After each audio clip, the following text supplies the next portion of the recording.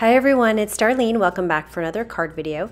Today I'm using my set by Altenew called Way Too Sweet, and I also have my Slang Gang set by Paper Smooches. It's got some really fun sentiments in it. So I'm going to start with a piece of Strathmore watercolor paper, and I have my Salty Ocean Distress ink. I'm just applying it all over my cardstock, and you can see it's really easy to cover watercolor paper with distress ink. You hardly ever get the blocks or anything like that. It's really easy to apply, so if you're having trouble, you can try some watercolor paper. But the only thing is it doesn't absorb very well, so you get a lot on your fingers. All right, I have some sea salt. It's just kind of just some rock salt that I got from literally my kitchen table. I just walked over there. And I'm gonna take my cardstock and I'm gonna spritz it quite a bit with water. It's not gonna be like pooling with water, but it's gonna have a lot of water on it. And then I'm just going to drop some salt all over this panel. And you can see the salt is starting to turn blue. So I'm gonna let that dry on its own. And in the meantime, I'm going to stamp my popsicle in Memento Tuxedo Black ink onto some Neenah Solar White cardstock. And I'm going to use some Copic markers to color it. I'm going to use B05. I'm just going to start at the bottom and flick upwards. And then I'm going to take my lighter color, B02, and I'm not going to go very far up because I just want a small area of blue. Then I'll flip it over and I'm going to do the same exact thing with the red. So I have an R37 here. And I realize that my blue is a little bit too small, so I'm going wider with the red. And I've got this second R22 here, but I'm not going to go up too far because I want it to appear like it's pretty much red, but I do want it to blend into the middle part. So I decided to redo the blue a little bit. I'm just doing the same thing. I'm just making it a little bit higher. I just felt like I had a little bit too much of the clear in the middle. I'm going to show you this part in real time. I'm using my Zero Colorless blender, and I'm kind of moving up into the red, then down into the blue, then back up into the red as I move across the popsicle. So I'm being a little bit random with it because I don't want it to be consistent, but then you can see at the end I just sort of cover the whole thing.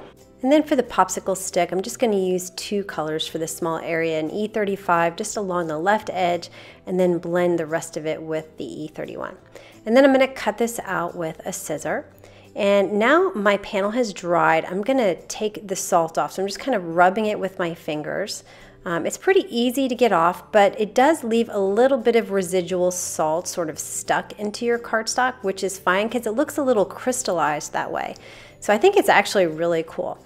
So you can see all my salt is blue. So I pick it up, you get this really cool, neat design where the color has sort of like pulled into these salt crystals. I've been using my Gansai Tombi watercolors for paint splatters in white, but a lot of people were suggesting that I use acrylic paint. So this is a big bottle of paint that I have that I use with my kids.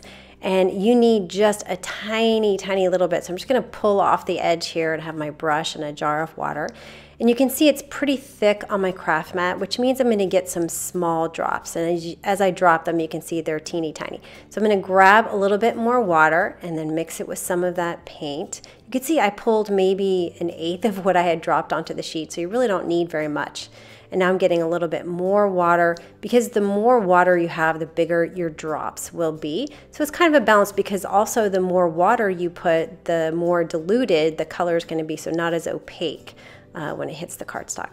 So anyway, I think overall I like this better than the Gansai Tombi, and I'll probably use this in the future. So I'm going to stamp my sentiment. I'm going to use the Misty to do that. I'm just lining it up with my popsicle there. I'm going to use some VersaFine Black Onyx ink. Stamp it kind of off to the side a little bit, and then I'm going to add a little frame to this panel. This is 2 1/4 by 4 1/4. I'm just going to use a ruler and my Stampin' Up! Black marker just to kind of outline it to break it up with the blue. And then I'm going to put some tape runner on the back of this and center it on my blue watercolor panel. And then I'm going to take my popsicle and put some Scotch foam tape on the back and adhere it right next to my sentiment, kind of angled a little bit. And then I'll take some tape runner, put on the back of my watercolor panel, and adhere it to a Neenah Solar White card base. And then the final detail is going to be some glossy accents all over my popsicle so that it looks kind of shiny and frozen. I really, really like the way this card turned out. So that is it. So pretty simple. I like the look of the salt. It makes it look very frosty. So anyway, I hope you enjoyed that, and I will see you next time. Thanks for watching.